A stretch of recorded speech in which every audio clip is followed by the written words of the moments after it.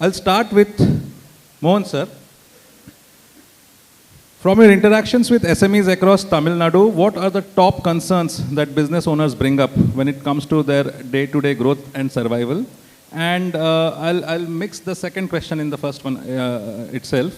How do associations like Transtia support SMEs in preparing for new challenges, whether it is finance, digital adoption, or global competition? Good evening, everybody. I'm really honored to be here. We are talking about MSME, but there's one section is the maximum. 90% of all the industries in India, wherever it is, whether it's Tamil Nadu, Gujarat or Maharashtra, is micro industry. They are all owners, they are all proprietors, mostly proprietors. Some of them now they are getting into LLPs and going ahead of other things. So I feel we need to address the most vulnerable section of the industry, that is micro industries. They are all, maybe maximum of 50 people would have been there, from 5 to 50. So these section of the people, all their problems, regular problems is money management, nothing else.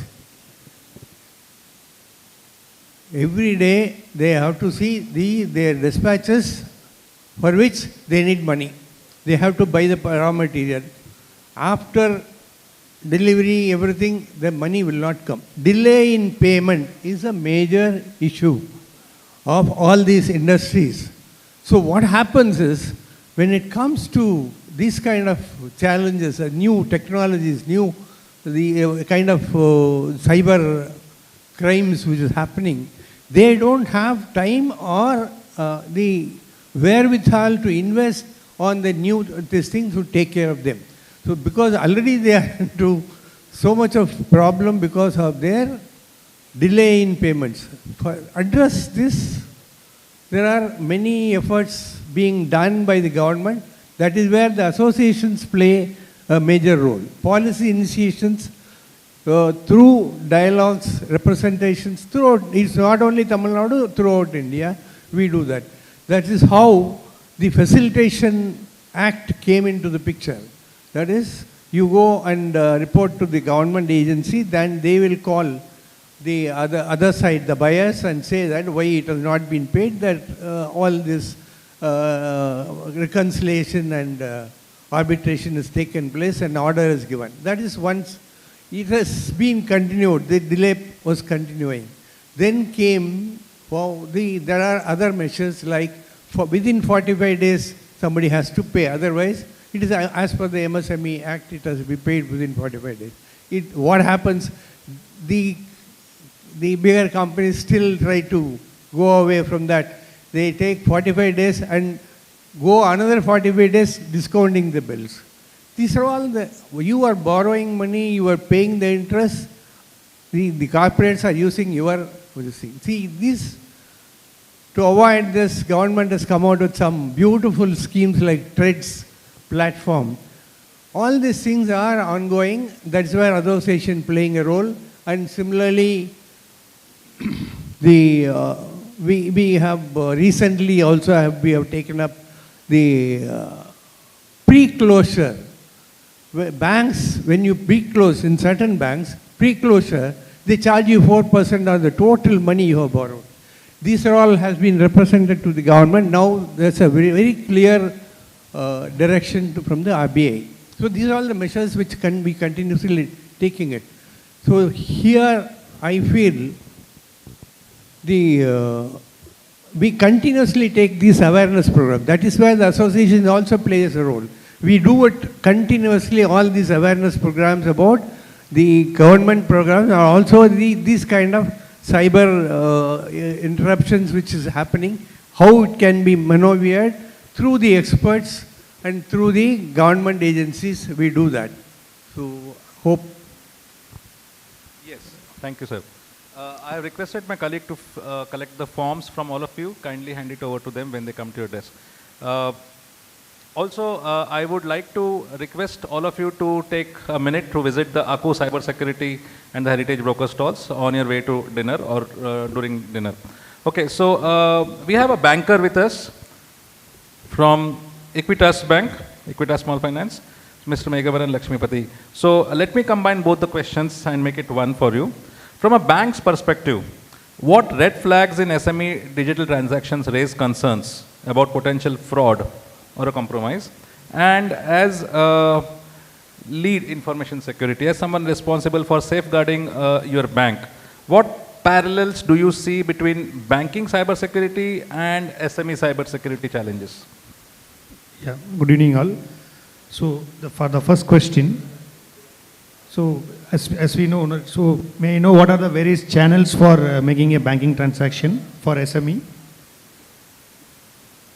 Like you do internet banking, right? What is the other way? Mobile banking. There is one more way to do banking. Is any one of the SMEs doing that? No, yeah, branch banking is obviously, that's fine. Like, no, doing an online way of transaction. Internet banking, mobile banking. No, GPay is not a banking, it's kind of transferring, yes, that's also another way of banking. It comes in the mobile banking or something. There is another way like API banking. So any one of you is using that, API banking? Maybe you can check with your, yeah, maybe you can check with your banking, with your bank. So the main question that was asked here is how to secure, how to have, what are the various issues when they are doing online transaction. So when you see a transaction is done during an odd hours, like maybe in the midnight or something like that. But from a bank perspective, we have all the security controls already available or implemented in the back end. Like when you are doing a mobile banking, we ensure your SIM card is binded, your mobile is binded.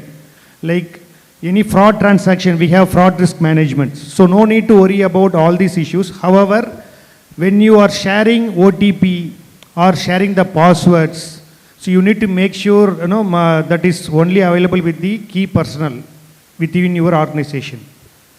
And also, when you are using your computers, which is making the transaction, ensure you are having as discussed already, when you are having such transactions, ensure you are only using a licensed software and make sure at least you are having an antivirus.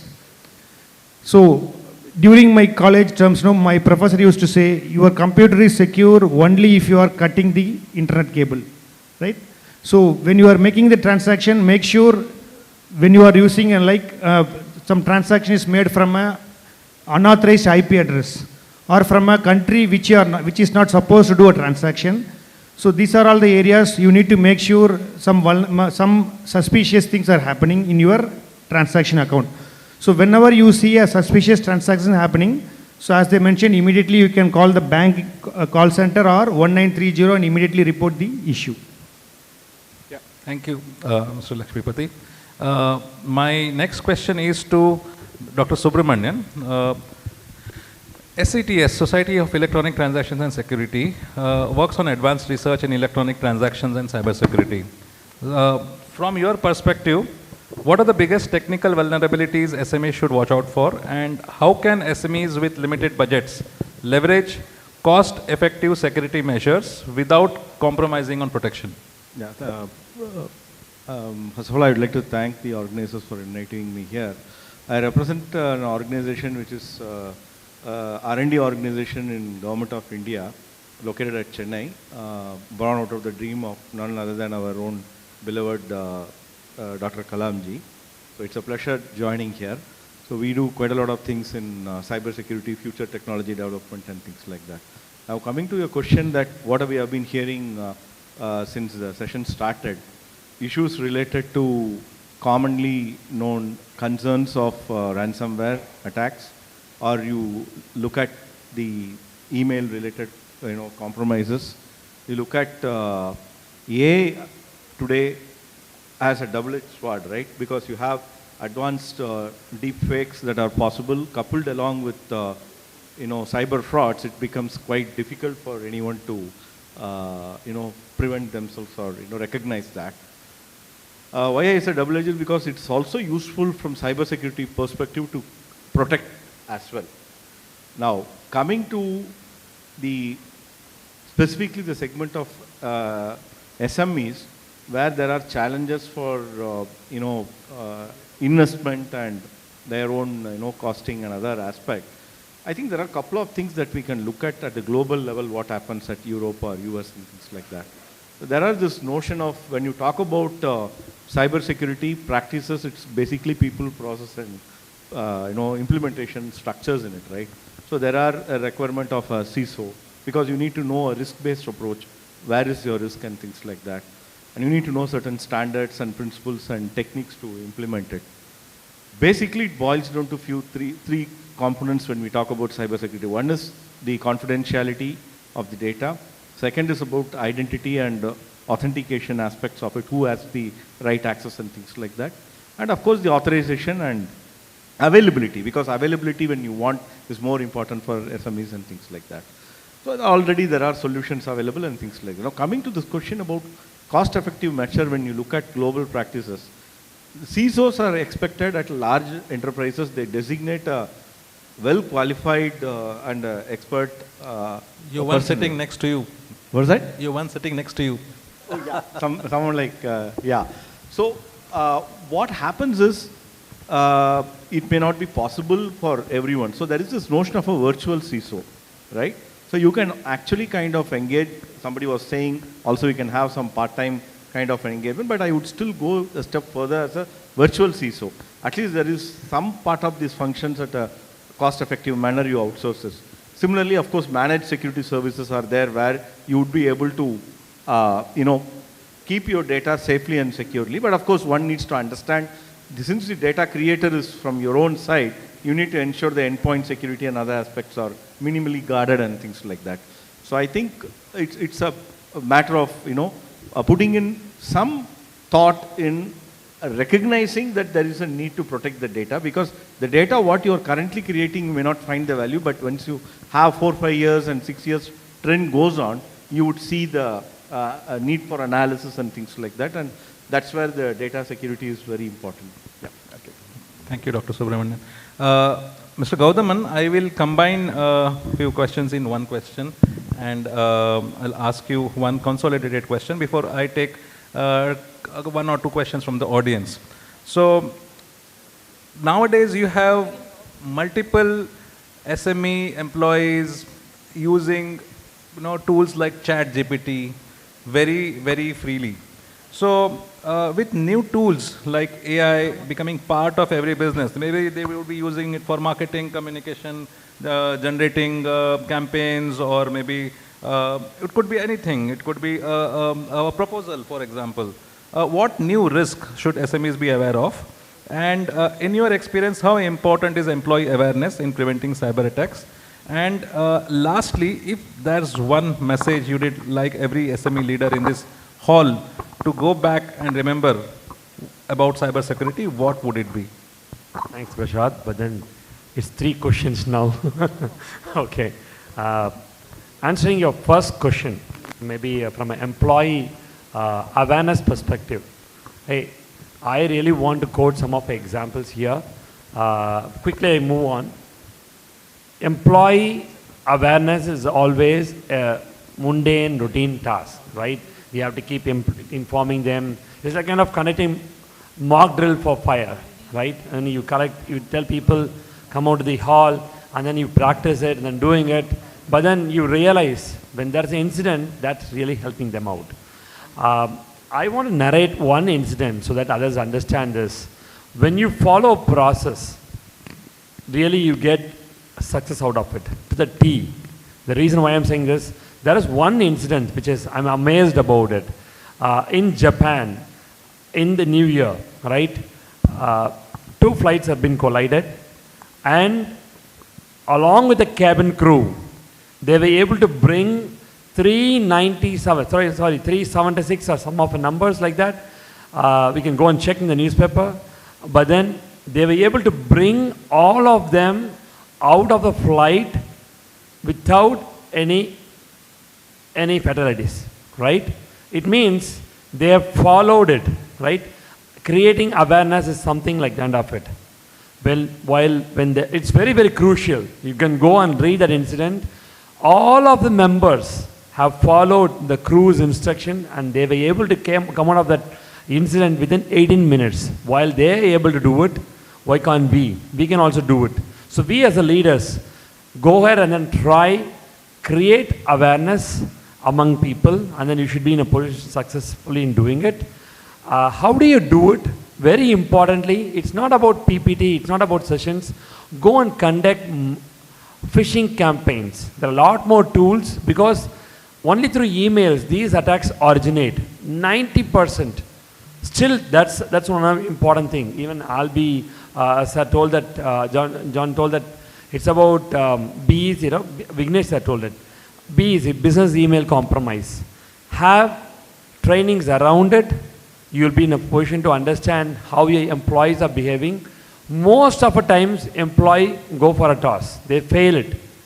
If you conduct the phishing attacks simulation, you will be able to see at least 60-70% of the people fail doing that. They will not identify it, right? That is the crux of it. Please, I encourage people to do it in order to implement or adopt a lot more on the employee awareness. Second question is all about AI.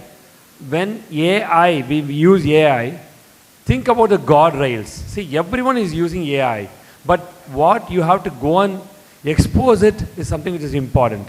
Have the guardrails right now and ensure your employees are trained to go ahead and then expose what data they should be in a position to expose it. Say, for example, there are a lot more cases where employees have given sensitive information to AI and it has become public. And that should not be the case because DPDP Act is always there. Privacy is going for a very, very important thing. If you leak sensitive information, you have to pay a huge penalty for that. So my only, I could think about a risk which is coming from that perspective. If you don't have a real guardrails, that will really screw up. That is number one, as he said, about deep fake videos, right? It's very difficult to differentiate deep fake videos or anything which is related to deep fake. I'll tell you one incident. In Hong Kong, there is a meeting. A finance person came in the call, CFO, including CFO, and everyone was there. Those all fake candidates. Everything is fake. Because of that, the finance person went and completed 23 transactions. He transferred all the amount. And finally, they were able to come out and then understood that it's a fake call. Right? So that's something which is important while using AI. The final thing, if I would like to advise my peer group or the leaders in this group, you as a leader has got two responsibilities, right? One, with the top management. Go and talk to your top management in their language what they think about it. If you are a CTO, if you are a CIO, or if you are verge of helping your management to understand how do we go ahead and plan for the cybersecurity, talk in their language. Don't talk to them saying that, hey, you know what, we have got huge risk, big risk. Don't talk like that. Rather, I would say, go and talk to them saying that, hey, our revenue is about 50 crores now. If you are not going to do this, put a number to them. Quantify your risk. Tell them 5 crores or 10 crores will be out if you're not going to do this. Then they will listen to you. That is something that is important, right? Talk to them in that language. They will be really understanding it. And for you as a leaders, what you should be doing is, assume that you will get breached. If in case if you breach, what is that you should be doing it? Follow that pattern and conduct a lot of mock drills. When I say mock drills, see, every enterprise is getting affected. No one is here to say that I will not get affected. If you are getting affected, the only thing that you can help your top management and your company is how soon that you can come out of that situation. You go and read CDSL incident, Tata Motors incident. Friday they got affected, Monday they are back on business. That is what resilience, and everyone should be bouncing back with that kind of attitude, and then that's how we can save business. Thank you, Prashant. Sorry. That's very fantastic message for all of you to take back. Assume that you are going to get hit and do everything accordingly. So I'll open up the panel for maybe one or two on the outer side questions in case there is anything that any of you want to ask, or probably we'll wrap it up. Okay, so please state your name, your company name, and ask a brief question. Can you quickly hop over to the desk? That, out there, out there. So we'll just take one question maybe, and we'll break for dinner. Yeah, I'm Mohammad Safiuddin Alabaks from Netsi Technosoft Private Limited. Actually, we are a cybersecurity company. Most of the people are using emails in Gmail. How many of the DICE and forum people are using now? Gmail. Actually, the most vulnerability is Gmail only, because most of the customers are getting hacked by Gmail, and all the Facebook, Instagram opened by public users only hacked. Actually, everyone is hacked by the public only. When they are connecting to the internet, they must check that it is prevent or not, because most of the companies are not using firewalls. What is the question, sir? Yeah, question is how to stop that email hacking. Because Gmail, most of the business owners are using Gmail. We are informing them to go to domain security, but they're not how to go to domain security, not aware of the domain security. Due to that, the hacking is happening. You can just inform that. How can we prevent it? Yeah, quick response. Yeah. Google, see, Gmail, yes, of course, a lot of people are using Google. I'm not saying no, but then Google has got a lot more enterprise plan, and the safety and security is taken care, yes. Right? So I would advise people to go ahead and look at that. For your company size, what is that SKU that you have to be, and get that protection from them, then you are rest assured. That is number one. Number two, there are a lot of, even if you have used Google, there are a lot of other third-party tools which can safeguard your emails alone, especially yes. From an email, from a phishing attacks, or from a BEC email compromise. There are a lot more tools, and of course, like as he said, no, from a firewall itself, there are a lot more solutions is there which can go ahead and prevent it. So that's my quick response. But probably I'm still around. If you can, because you can connect offline, you can take it forward. Most of the problems from email only, because that's I want to share to everyone. Right. Yeah, thank you so much. We will carry on with the rest of the interaction over the dinner. And I would like to thank all the panelists for this quick question answer session. With that, we come to the end.